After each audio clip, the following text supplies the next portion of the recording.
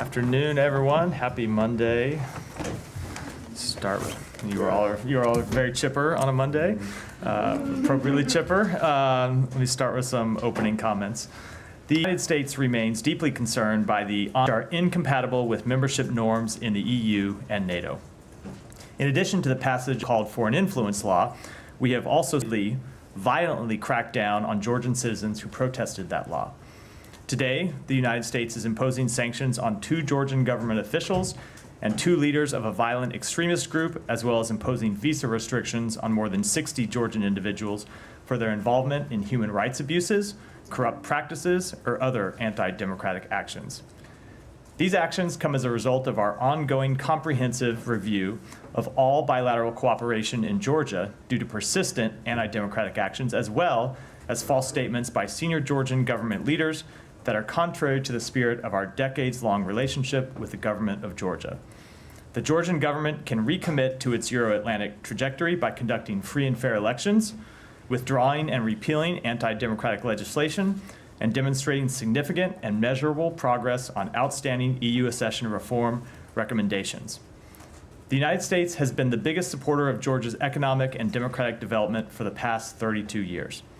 Our assistance has focused on making Georgia stronger, more prosperous, and a more capable country, or a country more capable of defending its sovereignty and territorial integrity. We hope that the government of Georgia will return to the path that its people so evidently desire. For that, Matt. Oh, that's it? That's it. Nothing else? That's it. You're sure? Okay. Sure. All right.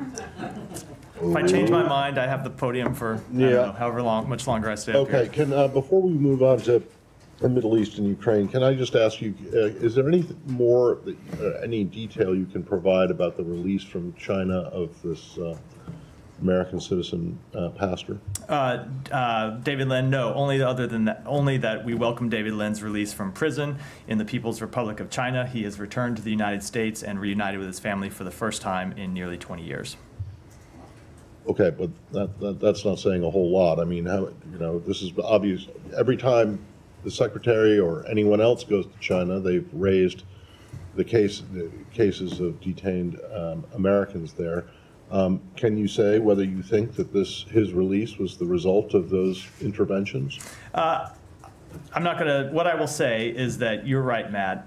Every time the secretary has met with Chinese officials, whether it be in China, whether it be here in the United States, or whether it be in other places where we've met with Chinese officials around the world, he has raised the case of David Lin and other wrongfully detained Americans, and we continue to push for the release of other wrongfully detained Americans.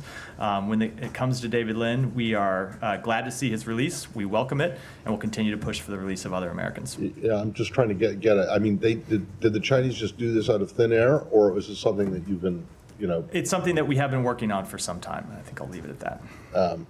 Okay. Humera. Sean, say sorry, you were speaking. Humera had her hand. You had words. I'll go to Humera and come to you next. do one quick follow-up. On if they want to stay in China. Sure. Yeah. Just, Go ahead. do you think that David Lin's release Means anything positive about the potential release of the other Americans who are wrongfully detained in China currently? So I don't want to try to forecast one way or the other, and other than to say it's something that we continue to work on. As you know, when the secretary went to Beijing last June, we were trying to restart the relationship so we could work together, not just on the big issues that face the world, where we thought it was important that we have an open line of communication, but also a number of bilateral concerns. And one of the bilateral concerns that we have had is the wrongful detention of American citizens. And so we are pleased to see David Lin's release. It's an important step forward, and we're going to continue to push for the release of other Americans. Can we just follow up? Sure. Can the State Department provide a number? How many Americans have been wrongfully detained in China currently? So I don't have a number here, but there are a number of Americans that we are still working to see released. Mark Swiden is one. Kai Li is another. And then can you please remind us when it was the last time Secretary Blinken met with the Chinese Foreign Minister Wang Yi? He met with Wang Yi in Laos. I believe that was in July, the last time they had a meeting. Are they going to meet in Anga? I don't have any announcements to make, but obviously we always look for the opportunity to meet with the foreign minister to talk through a number of concerns that we have, as well as areas that we can work together. Since we're in China, there's Yeah. for This might be slightly in the weeds if that's not a mixed metaphor, but the Philippines and China. The Philippines announced that they've pulled out of the Escoda Shoal, one of the key parts. So do you have any take on that and what this means? Whether this is this changes the equation in the South China Sea? So the Philippines has endured repeated attempts by the PRC to interfere with their freedom of navigation on the high seas near Sabina Shoal over the past several months.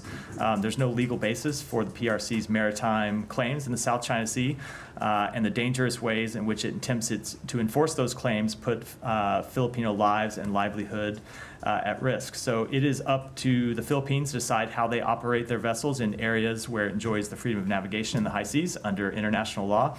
And I wouldn't want to forecast what this particular incident might mean, other than to say that we continue to support our Philippine allies. Yeah, I have a China one too. I just, Go ahead, Mara. sorry, so not because it's Russia, but are you able to rule out a swap? What do you mean? Are you able to rule out that there was no swap Are you referring for to the release of David Lin? I am not going to say anything else about this process other than I've already said, which is that we welcome his release. Sometimes in diplomacy, the less said, the better. This is one of those occasions. We do welcome his release, and we're going to continue to work for the release of all wrongfully detained American citizens. Can you say at all how instrumental Secretary's meeting with Wang Yi in Laos was to secure? It's certainly something that he raised in that meeting, as he has raised the wrongful detention of American citizens in all of his meetings, and as we know, other senior government officials have raised as well. Yeah, go ahead, Janie. Thank you very much. Two questions on China, Russia, and North Korea. China and Russia are conducting joint exercises near the Korean Peninsula. Do you think there is a possibility that North Korea will directly or indirectly participate in these exercises? I wouldn't want to speculate. Okay, second one. Last week, Russian National Security Council Secretary Sergei Shoigu visited North Korea and met with North Korean leader Kim Jong-un. And the Secretary Shoigu requested military support, including weapons and manpower from North Korea in preparation for a conflict with NATO. How do you assess the expansion of cooperation between North Korea and Russia? We continue to be incredibly concerned by the expanding security relationship between North Korea and Russia, both for the support that North Korea continues to provide to Russia to prosecute its illegal war against Ukraine, and for the prospect of Russia assisting North Korea in ways that ultimately will be destabilizing to the Korean Peninsula. Thank you. Hello, North Korea. Go. I'll come. I just pointed at Camilla, and I'll come to.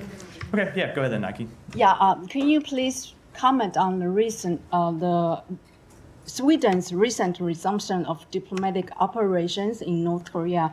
Did Sweden resume its role as a protecting power on the ground for the United States in North Korea on September 13, 2024? So Sweden does continue to be our protective power in the DPRK. We support the return of foreign diplomats to Pyongyang and hope that it will reinvigorate dialogue, diplomacy, and other forms of constructive engagement with the DPRK.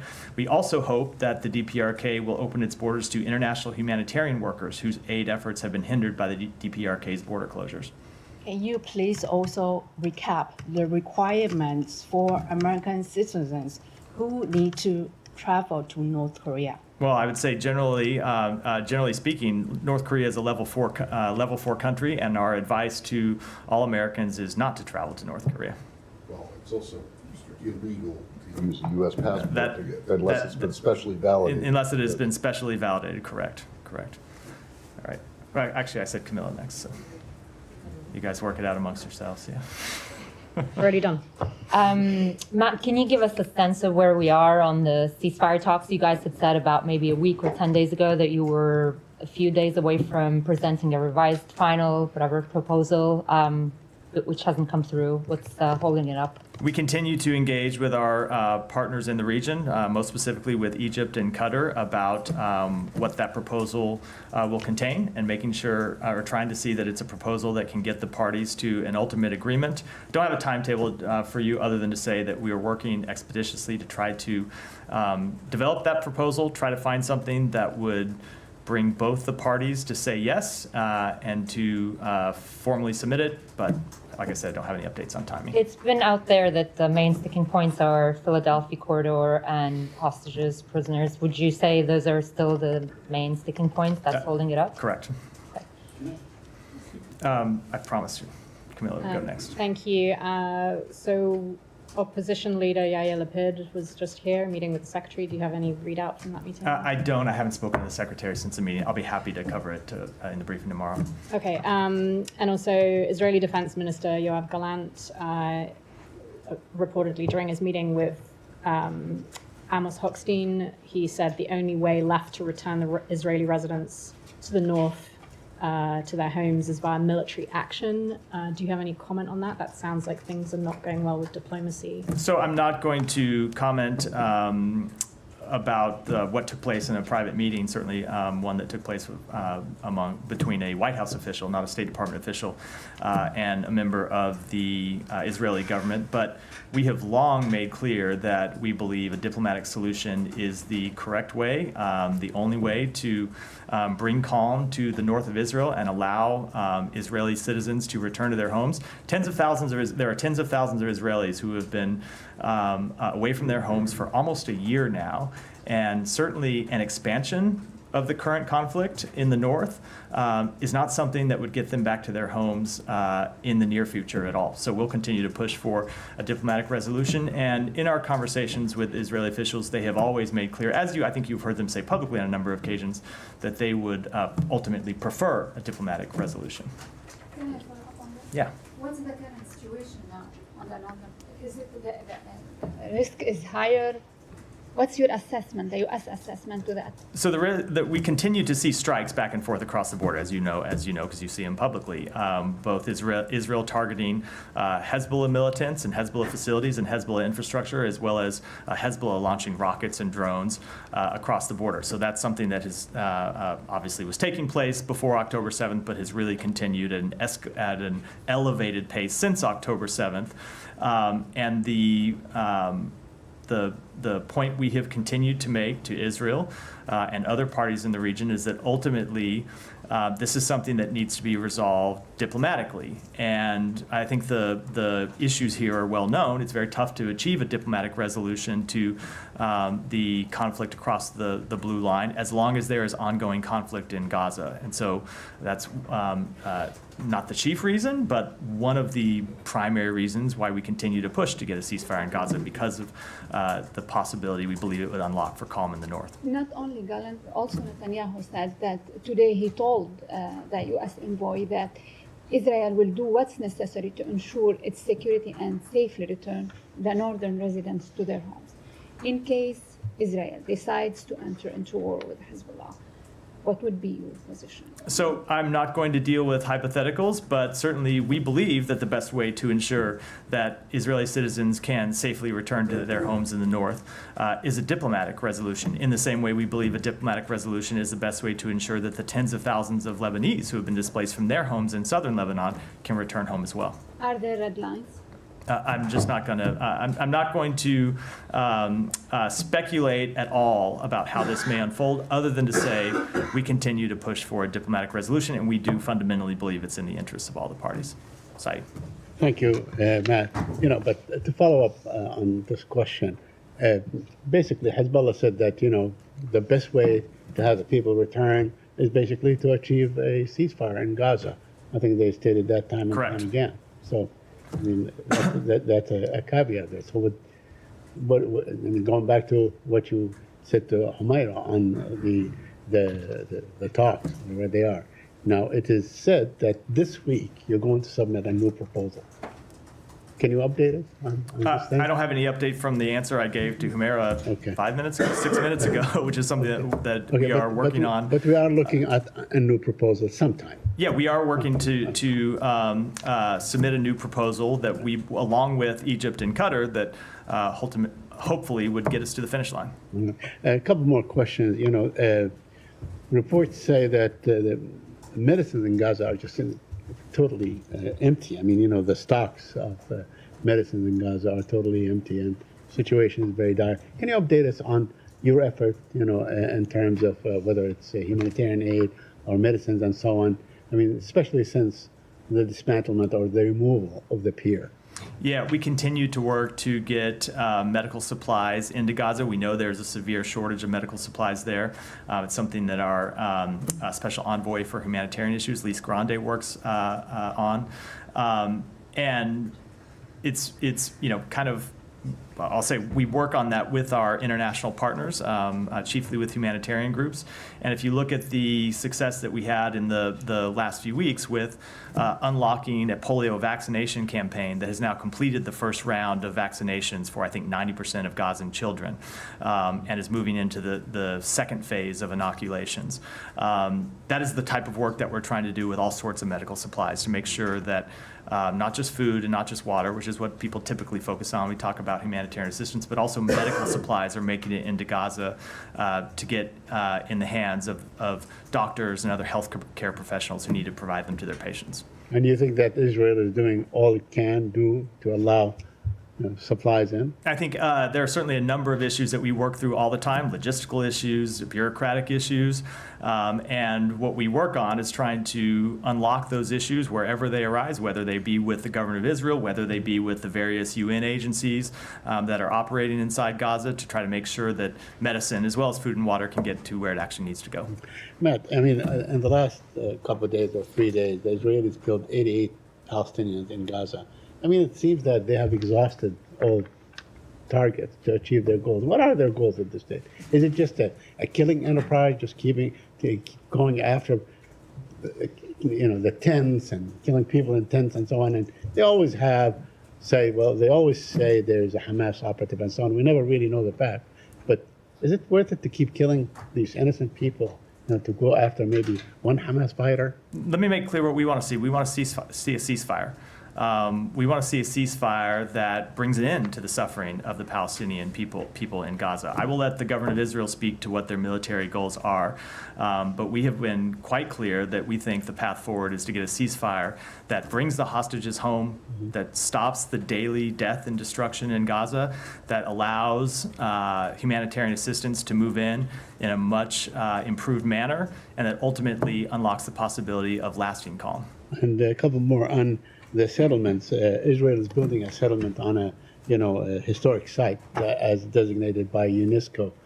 Are you doing anything, to dissuade Israel from building on this very site? So in Batir next to Bethlehem? Sorry. So as we've said before, settlements are inconsistent with international law. They run counter to efforts to achieve an enduring peace. Our understanding is that this particular settlement that you refer to south of Bethlehem is part of 5 new settlements that the Israeli cabinet approved in June. You heard us speak out against those settlements when they were approved, and we have spoken out against them since then, not just publicly, but also privately in conversations with the senior-most members of the Israeli government.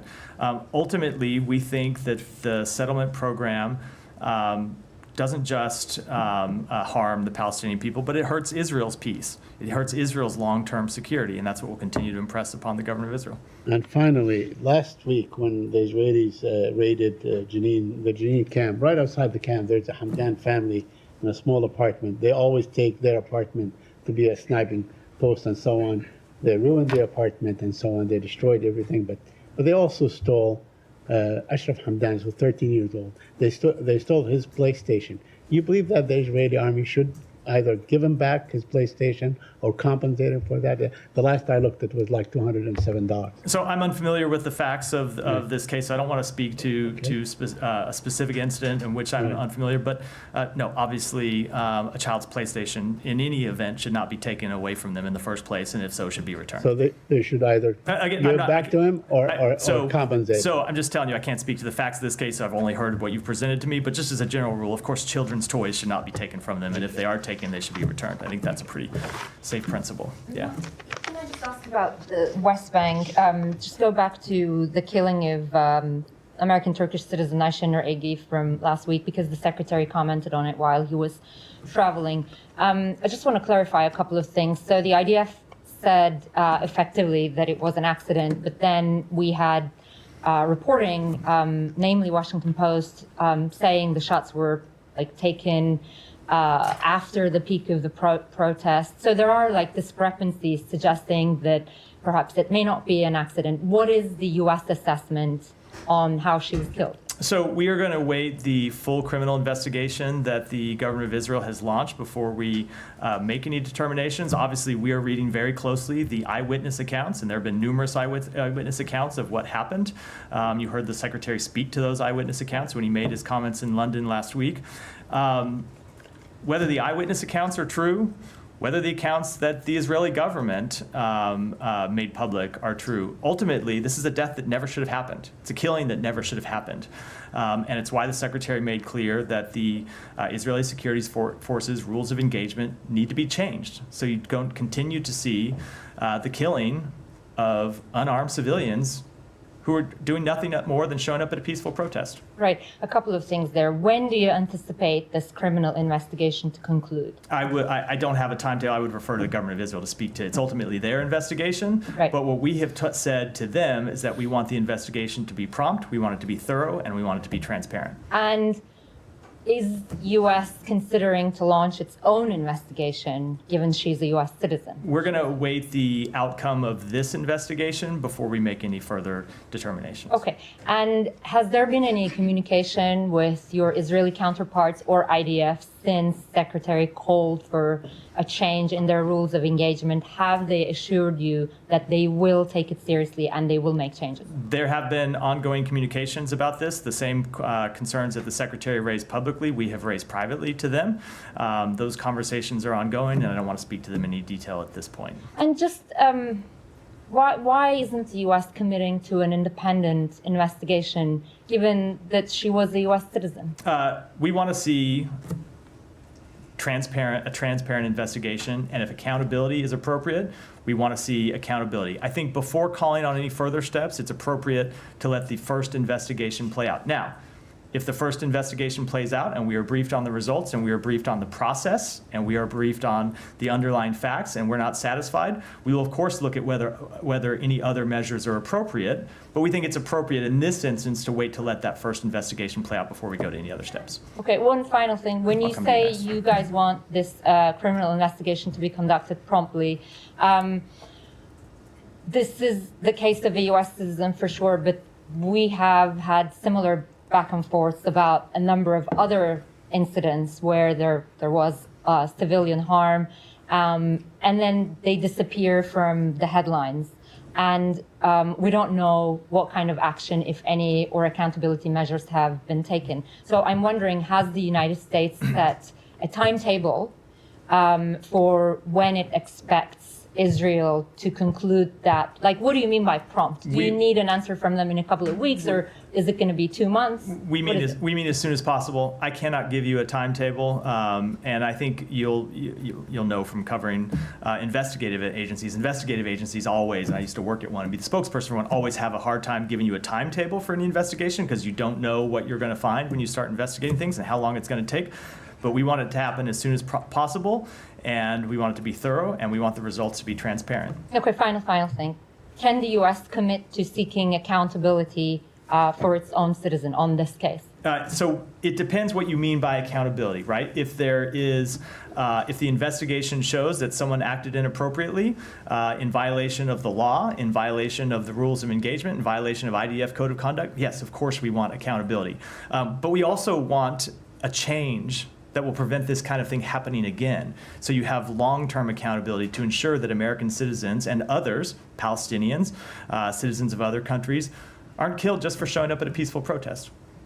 All right, go ahead. You said you expect Israel to make changes in their rules of engagement, but actually I remember, there was an interview with Rachel Corrie's family last week, and they said this has been said by Secretary Blinken to Rachel Corrie's family before that, Israel already promised to make changes to their rules of engagement. And they cited a meeting with Secretary Blinken in 2011. So considering that, 2011, 21 maybe. Excuse me. No, just 2011. So considering that, there haven't been any change in their rules of engagement, because another UN worker was also killed by an Israeli sniper after the killing of Ayşe Nur. So it seems that there's no change in Israel's rules of engagement. Like what further steps? So I cannot is the speak US to. going to Sorry. I cannot speak to what changes they may or may not have made over the past few years, but any changes that they have made ultimately haven't been sufficient in preventing these kind of incidents from occurring, which is why the Secretary said last week that we want to see updates to their rules of engagement. That's what we're going to continue to engage with them. Ultimately, it is the results that matter here, and when you see American citizens and others showing up at peaceful protests and being killed, it is a problem that we want to see addressed. Is that it? It's just, rule change in their rules of engagement. Is that it all the U.S. expects from Israel regarding the killing of their citizens? So that is so. If there are, as I said in response to Humaira's question, ultimately, if anyone is found to behave in violation of the law, in violation of code of conduct, we want to see accountability as well. But when it comes to changes to rules of engagement, what we mean is not just accountability for this killing, but steps to prevent similar killings from happening in the future. Also, there have been, criticisms from a lot of people, including Ayşe Nur's family, that the U.S.'s response to Ayşe Nur's killing has been very slow and insufficient. And there were reports over the weekend that no U.S. officials have attended her family. Can you confirm these reports? And if this is accurate, can you explain why? So first of all, I will say that cannot understand the pain that her family is going through right now, and how horrific it must be to lose a loved one in these circumstances, and our hearts truly do go out to them.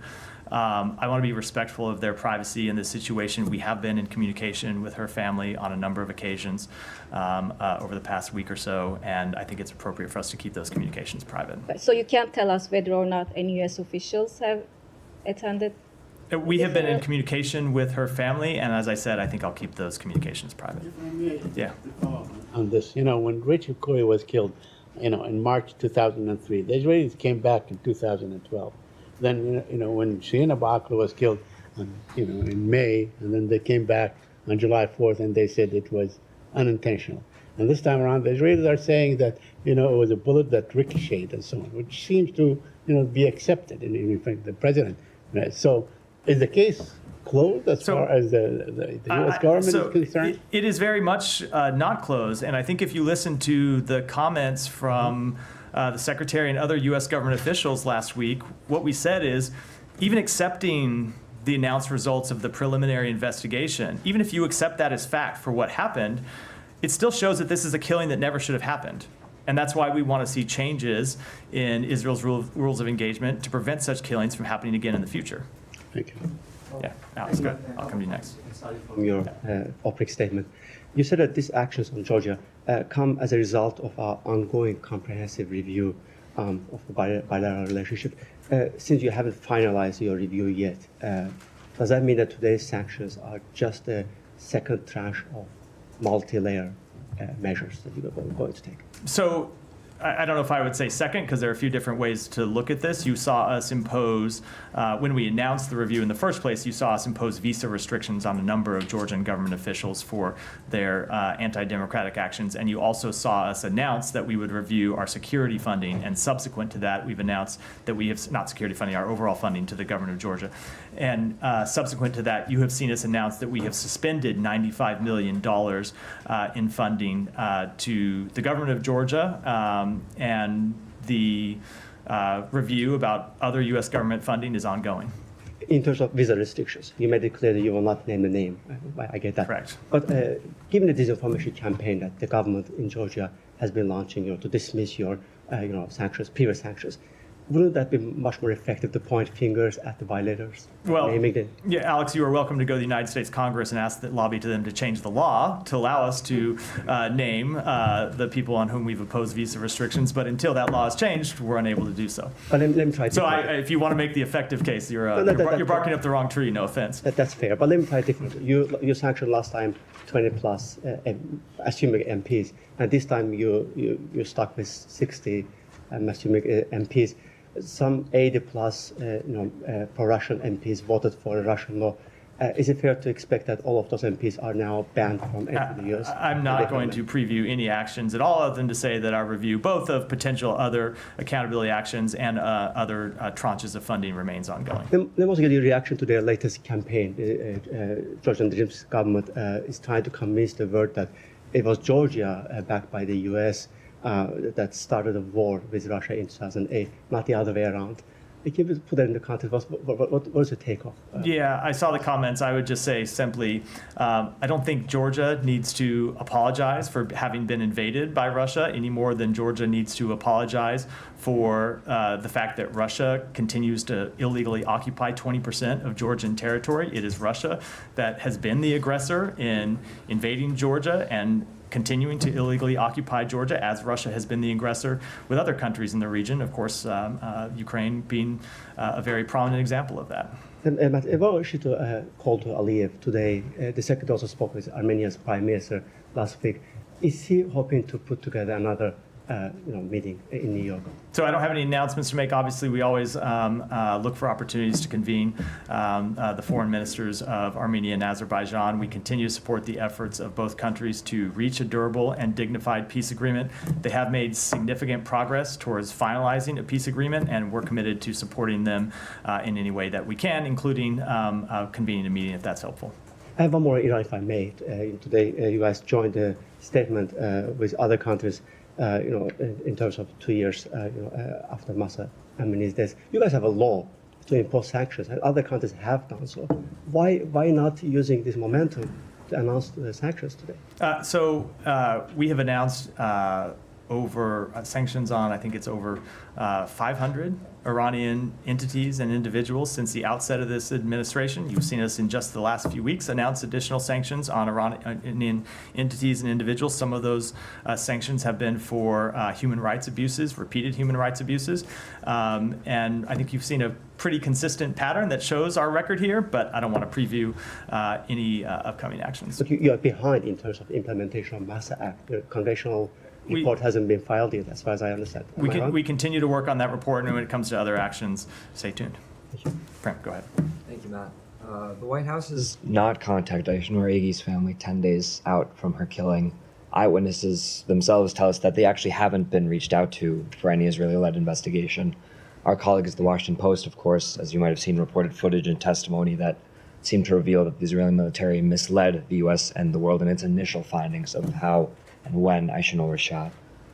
When is the president, vice president going to reach out to Aysenur's family, and how can the U.S. continue deferring to Israel to investigate itself for killing an American if it has already at best misled and at worst lied in its preliminary findings, and how also given it hasn't reached out to eyewitnesses? So, as I said, first of all, with respect to her family, which we know are experiencing this horrific tragedy, the U.S. government has had a number of conversations with her family. Hold on. Let me just finish. It is not appropriate for me to get into those publicly. I never would in a situation like this, and I'm not going to here. But we have reached out to express our deepest condolences. I will say, when it comes to the investigation, I cannot speak for the investigation that's occurring now, other than to say we're going to expect it to be prompt, thorough, and transparent. And if it's not, I don't think anyone should draw conclusions about an investigation while it's ongoing, but at the end of it, we will certainly be happy to look at how the investigation was conducted, what it produced, if there are any deficiencies, and if we don't find that it meets our standards, we'll have more to say at the time. But is it not a red flag that the initial findings are already being discredited by testimony and footage? So I think I already said, you heard me say earlier, even if you accept the initial findings, they don't present an acceptable outcome, right? You look at the initial findings and they already tell you that something went tragically wrong. And you had the killing of an American citizen that never should have occurred. So when I hear people say that, sort of hold the initial findings up as if they somehow exonerated Israeli security forces, they very much do not. At least in our point of view, they very much do not exonerate them. They reveal the need for a number of changes, and we've made clear that's what needs to happen. But then when it comes to what ultimately happened and getting to the bottom of what ultimately happened, let's see how the investigation plays out. I do think we shouldn't draw any conclusions before it's final. And when we see the ultimate investigation, we'll have more to say based on our assessment of it. And then finally, just on what you've said, that the U.S. is urging the Israeli forces to change its rules of engagement after Aishinur's killing. Of course, there's also World Central Kitchen worker Jacob Flickinger, the teenagers Mohammed Kadur, Tawfiq Abdul-Jabbar, our journalist colleague Shirin Abu Akleh, peace activist Rachel Corrie, 40,000 Palestinians, which of course you've condemned as well, the killing of them. The logic would follow that the U.S. has unconditionally funded a military with evidently insufficient rules of engagement up to this point. So is there any U.S. reflection on that idea? The U.S. reflection on it is that Israel needs to change its policies, and we have made that quite clear. When it comes to the World Central Kitchen strike, we made clear that they need to change their deconfliction measures and worked with the UN to get new deconfliction measures in place. Now, those aren't perfect. We continue to see strikes that result in the death of humanitarian workers. We continue to see strikes in Gaza that lead to the tragic deaths of civilians. As you know, it is a very difficult place in which to conduct a military campaign because you have a terrorist organization that embeds itself and hides itself behind civilians, which is why it's the United States that is at the forefront of pushing for a ceasefire. And when it comes to actions in the West Bank, why it's the United States that's pushing for changes to the Israeli rules of engagement. As you point out, those attacks have still continued. So if these urgings don't continue, will there not be a consideration to condition weapons? We continue to work to get the best outcome possible, and we believe the best outcome possible when you look in Gaza is a ceasefire. So and that's why, hold on, let me just answer the question. And that's why we continue to work with Egypt and with Qatar to get a ceasefire over the line. Ultimately, we think that is the thing that would bring an alleviation to the suffering of the Palestinian people. Not any of the other steps we hear bandied about from time to time, but a ceasefire that brings a lasting end to the war. And when it comes to changes in the West Bank, it's the changes that we've proposed with others. Kylie, go ahead. Just to follow up quickly on that, Yeah. you said that deconfliction is Perfect. Is it the U.S. assessment at this point that the Israelis are doing the best that they can, and they've implemented some changes when it comes to deconfliction with NGOs? I'm sure that there are always changes that further refinements that can be made. I mean, the problem that you have, and we've seen this over and over when it comes to incidents with humanitarian workers, is the government of Israel puts in place with the humanitarian aid groups a new set of deconfliction measures, and then you have an incident that exposes a flaw in one of them. You saw this recently with the strike against a convoy where the lead vehicle, I think I'll get the details wrong, but left the convoy, turned around, and was ultimately fired upon by Israel security forces. You get different things, you get different incidents that expose new problems that need to be solved. Ultimately, this isn't unique to this particular deconfliction problem is not unique to Gaza. It's something that tends to be the case in ongoing war zones where you have the difficulty of delivering humanitarian assistance while there is ongoing fighting. Now, of course, it is made even more acute because of the unique problem in Gaza of Hamas hiding itself behind human shields. But that's why we continue to work. It is really through an ongoing process with the humanitarian groups, with the UN, and with Israel to try to get the best possible deconfliction measures in place. And it remains the U.S. assessment at this time that Israel is genuinely working to perfect those deconfliction channels. There is always more that they can do, and we continue to engage with them about improvements that they can make on an ongoing basis. Okay, and then just if we can pivot to Ukraine for a minute with the Secretary's visit. Last week, he came out of that visit saying that he and his UK counterpart would be presenting their findings with regard to the Ukrainians asked to strike deeper into Russia, and whether or not, there would be a policy decision on that would hinge on President Biden's meeting with Prime Minister Starmer on Friday. That meeting is concluded. We haven't heard anything from you guys. So where does that conversation stand? Has there been a policy decision on that ask from the Ukrainians yet? So first of all, you're right. The secretary did say he would discuss his conversations with President Zelensky and other Ukrainian leaders, but he said he discussed them with the president, not with all of you. And he did do that on Friday. And of course, we know that the prime minister was here to discuss their policy as well with the president. I don't have any announcements to make about changes in our policy today. We can continue to engage with our Ukrainian partners about the best way that they can support them to ensure that they win this war, the best way we can provide them with capabilities and intelligence support and other support, and that will continue to be our commitment, but I don't have any announcements to make on policy. But it's still possible that the policy could change, or you guys have decided to keep it intact the way it is? I don't have any announcements to make today. We always, this is just a general statement that covers our policy when it comes to Ukraine, engage with the Ukrainians about what they need and how best we can support them. And as I know you've all heard the secretary say many times, adapt and adjust those policies as necessary to best support them in a way that makes strategic sense and provides them capabilities that they can actually use and that they can support and that they're trained on. And that will continue to be our policy going forward. So you don't think they need to strike deeper inside Russia right now? I said I don't have any announcements to make about changes today. Yeah, Hiba, go ahead. About the investigation. Does Yeah. this apply to all your allies? When a U.S. citizen is killed, you don't interfere, you wait until the investigation is the outcome of the investigation. And whether it is repeated, and if the incident was repeated many times.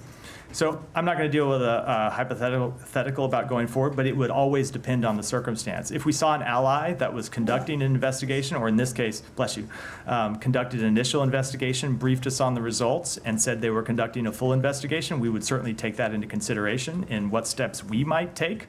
But that's not to foreclose any further steps on our end if we think it's appropriate and necessary at a later time. Yeah, Jenny. Thank you. Quick question. Do you have any comment or update about the second assassination attempt on former President Trump while he played golf yesterday? Yes, as you heard the president say, we deplore violence of all kind. There's no place in the United States for political violence. That's not how we settle our political disputes in this country. No update. The U.S., the State Department's not the investigating agency. I would refer you to the FBI. Gotcha. Thank you very much, Matt. A couple of questions. Today, Undersecretary Bass was in Pakistan meeting Army Chief, Deputy Prime Minister, and a couple of other people, and they spoke about economy and security. Did they speak about democracy or Imran Khan at all, or no? So they discussed our approaches to expanding bilateral cooperation on economic and security issues, including countering terrorism and violent extremism, the importance of fostering regional stability and prosperity. This Undersecretary expressed his gratitude for Pakistan's continued cooperation in assisting Afghans in resettlement pathways to the United States, and we will continue to work closely with the government of Pakistan on all these issues. The following two questions about journalism. The other day, the Secretary spoke, and Mr. James Rubin spoke in detail about the Russian media, RT, and all these things.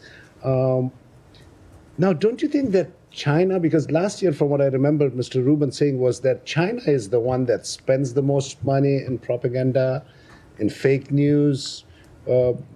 Did I miss something here? Like, don't you think China is the one that should have been targeted, or their fake news and outlets should have been targeted? I don't think you should have seen Friday's announcement as any kind of exclusive announcement about one country only at the expense of others. We made clear we oppose countries all around the world using disinformation to mislead American citizens of other countries, and we'll continue to work to counter that. Just one more about a couple of times I've reminded you about Arshad Sharif, a journalist as well. Last week, his wife showed the details that it was not just a natural shooting. His body had 12 wound marks on different areas.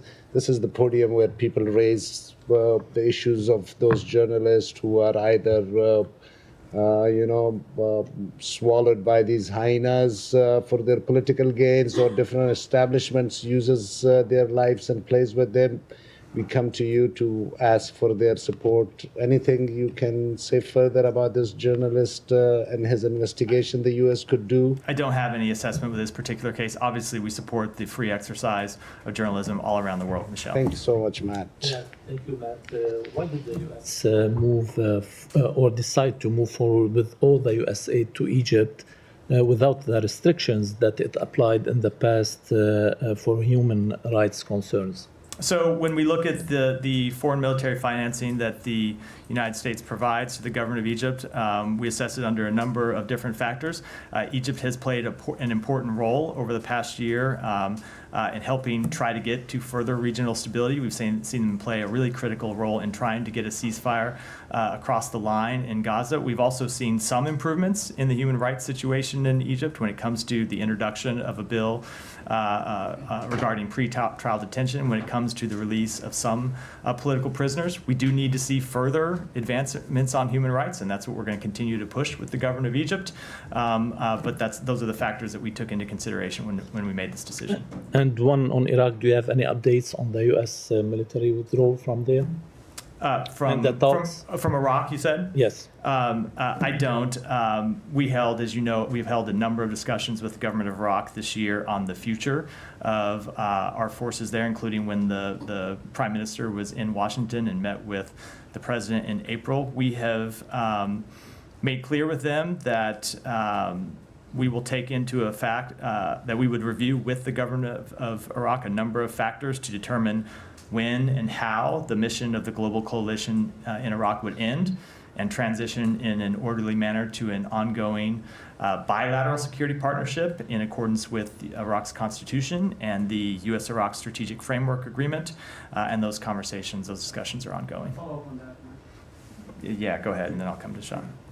The Iraqi government says that deal for the end the coalition missions in Iraq. Is there any deal drafted between you and Iraq to this matter? I don't have any update to the answer I just gave Michelle, which is that the discussions between our two countries are ongoing. I have two more questions on Iraq, if I may. Yeah.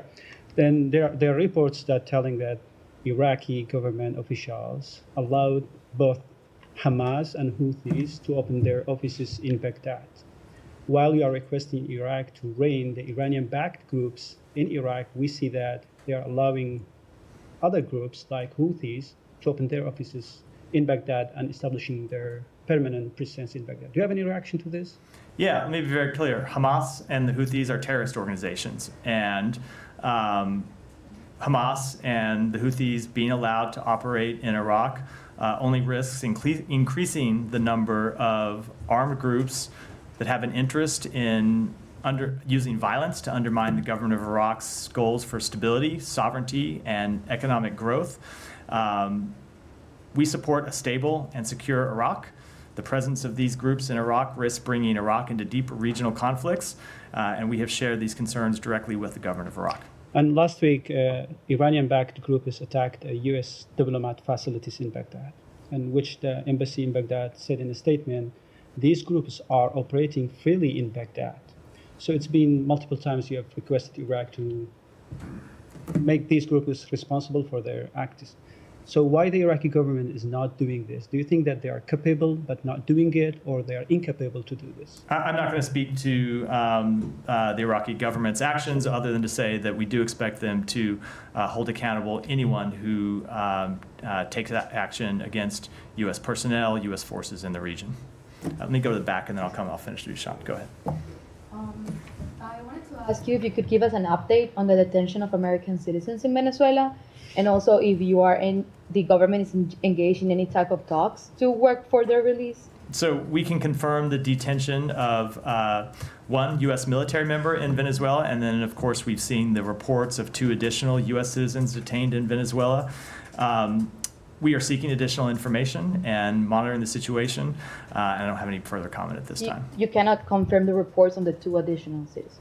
We have seen the reports of them. Obviously, this is a situation where we don't exactly have a close relationship with the government of Venezuela, but we are continuing to engage to try to gather additional information. And then on that, there were also Spanish citizens arrested, and I wanted to ask you if you've been in contact with the government of Spain about it, and if you think this decision has been linked to the fact that the Spanish government granted asylum to Edmundo González Urrutia?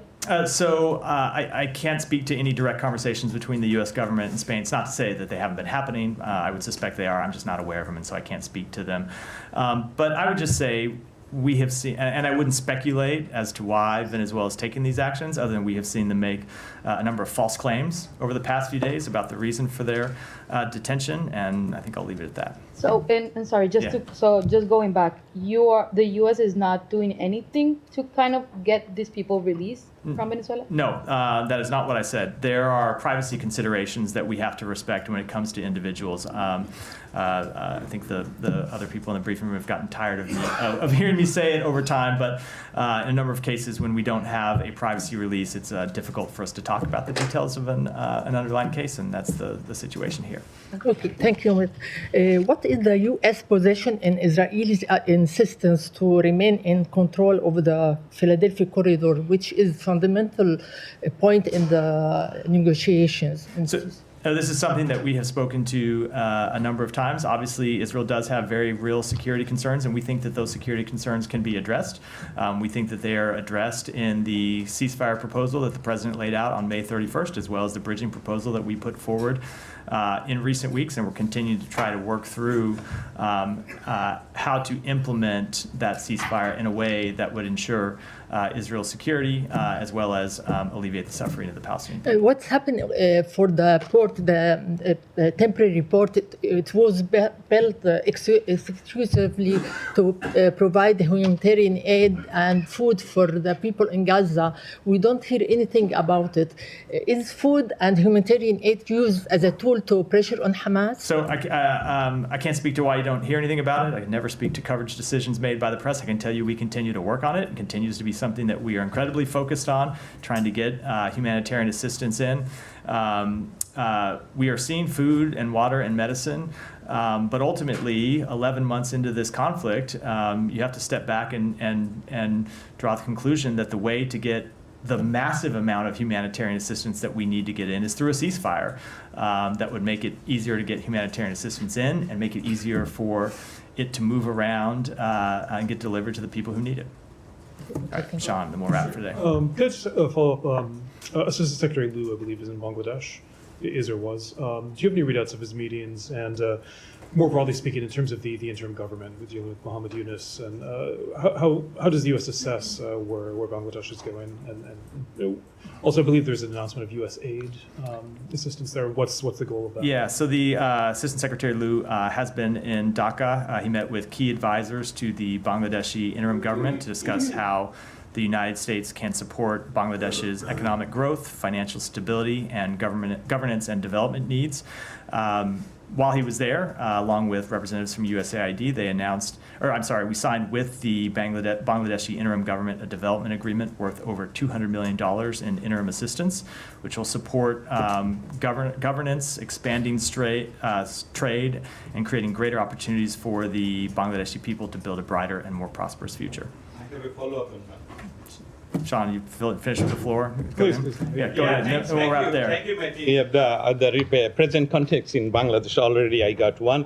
That I have two small questions. Let me go with the Islamist jihadist Mufti Joshimuddin Rahmani, chief of the Al-Qaeda-inspired militant outfit, and other militant kingpin from Harkatul Jihad and Hizbut Tahrir, and also Interpol wanted terrorists like Sweden Islam, Iman, and many more released from jail. Could this disturb the U.S. engagement to combat terrorism in Southeast Asia? Let me take that question back. And then with the Indian Navy upcoming high-level meeting on Tuesday addressing the Bangladesh crisis and potential Chinese strategies in the region, what is the U.S. perspective on the evolving situation? How is the U.S. coordinating with the regional partner, particularly with India, to ensure stability and address concerning related to Chinese influence on the region? Let me take that one back as well, and we'll end. Yeah, Matt, go ahead. You've seen that Chairman McCall has scheduled a markup I have. of the Yeah. resolution holding the secretary in contempt of Congress. What do you have to say about that? Anything? I think that step is completely unnecessary. The Secretary has already testified before Congress about Afghanistan 14 times. He has testified before Chairman McCall's committee 4 times. One of those appearances was to talk only about Afghanistan. It was at a hearing exclusively focused on Afghanistan. When the committee was conducting its review of our policy and comparing and compiling this report, we provided a number of officials from the department to testify before the committee and provided it information, as well as turning over thousands of pages of documents. And when it comes to the Secretary's testimony, he's not available to testify, just isn't from a scheduling perspective, on the dates that the chairman wanted him to be there. And so we made him 2 offers. One is that the Deputy Secretary could come and testify on that date. And 2, if that wasn't acceptable, we would make the Secretary available on a later date to come and testify. And for some reason, and I can't speculate what it was, the chairman decided to decline both of those offers and move forward with this contempt markup, which short circuits any type of debate between the State Department and his committee, rather than accept our offer to come testify before them. So you're not a fan? I don't think this step was in any way necessary or productive, given the tremendous steps we have taken to provide the committee with the information it needs to conduct its oversight purposes. Secretary was ready to testify at a later date. We were ready to have someone there on the date that they proposed. For whatever reason, neither of those alternatives were good enough to them, so they chose to take this step. We will continue to work with them when we can productively do so, but they will have to make their own decisions about how they move forward. You want to tell us why the Secretary can't be there on Thursday? I don't have any announcements to make today. We'll end there. Thanks, everyone.